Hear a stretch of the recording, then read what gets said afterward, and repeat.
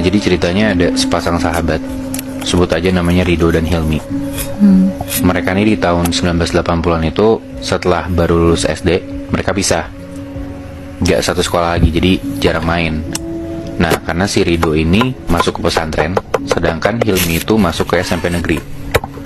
Singkat cerita, sampai mereka udah SMA, si Rido lanjut pesantren di pesantren yang sama.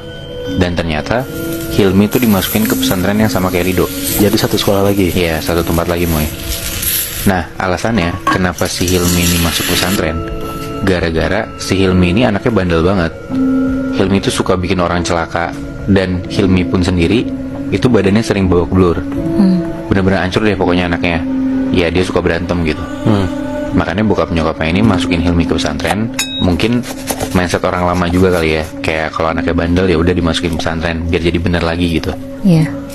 Nah, bokap nyokapnya Hilmi ini nitipin Hilmi itu ke salah satu ustadz, nitipin juga ke Rido. Ya biar minta dibantuin gitu biar Hilmi nggak bandel lagi. Singkat cerita, akhirnya Hilmi dan Rido jadi deket lagi, kayak dulu waktu mereka masih SD. Nah, Rido tuh bantuin Hilmi di pesantren, kayak diajarin ngaji dari awal, disuruh sholatnya bener, kurang-kurangin ngomong kotor, ya dijagain banget lah. Dan hebatnya, Hilmi ini jadi anak yang gak suka ngomong kotor, sholatnya juga jadi rajin, ngajinya juga lancar banget. Dan itu hanya dalam waktu 1 bulan. Cepet banget berarti ya? Nah, gue juga ngerasa gitu. Nah, gue sebenarnya nggak tahu sih hitungannya itu cepet apa enggak. Cuman kalau menurut gue, ya itu hitungannya cepet karena ya gue juga ngaji nggak bisa cepet itu gitu loh. Nah, Rido nggak ngerasa gimana-gimana dengan Hilmi yang bisa cepet belajar itu, karena ya Hilmi ngejalanin belajar di pesantren tuh kelihatannya serius-serius aja. Dan bisa dibilang Rido selalu ngabisin waktu sama Hilmi, kecuali di malam hari, karena hampir tiap malam si Hilmi itu pergi keluar pesantren karena dia ngikut satu perguruan silat. Nah, jadi peraturan di pesantren ini tuh emang ada jam bebasnya gitu, Muy. Nah, mereka boleh keluar dari area pesantren setelah jam 9 malam dan nanti harus balik lagi sebelum jam 1 pagi. Nah, gue gak tahu ini peraturan di pesantren itu doang atau zaman dulu semua pesantren itu kayak gini. Karena ya setahu kita kan kalau pesantren sekarang 24 jam mereka harus di dalam area itu kan. Iya benar. Ya. Tapi ya intinya setiap malam itu mereka dikasih waktu kosong buat keluar-keluar tuh gak apa-apa. Nah, 1-2 bulan tuh aman-aman aja. Sampai di bulan ketiga, Rido ini mulai ngeliat gelagat si Hilmi tuh aneh. Kenapa? Jadi kalau di pesantren ini tuh makannya kayak di satu piring gede berlima gitu, kebayang gak sih lo? Jadi kayak nasinya banyak, terus ada lauknya di tengah-tengahnya gitu. Nah, pas makan bareng ini, si Hilmi tuh cuma makan nasi putihnya doang. Kayak kalau misalnya ada lauk, itu tuh gak dimakan. Terus kalau nasi kena kuah dikit juga gak dimakan sama dia. Jadi benar-benar pure nasi putih aja. Aneh banget kan? Nah, pas ditanya sama Rido, kenapa kok nasinya doang yang dimakan? Hilmi alasannya gak nafsu makan.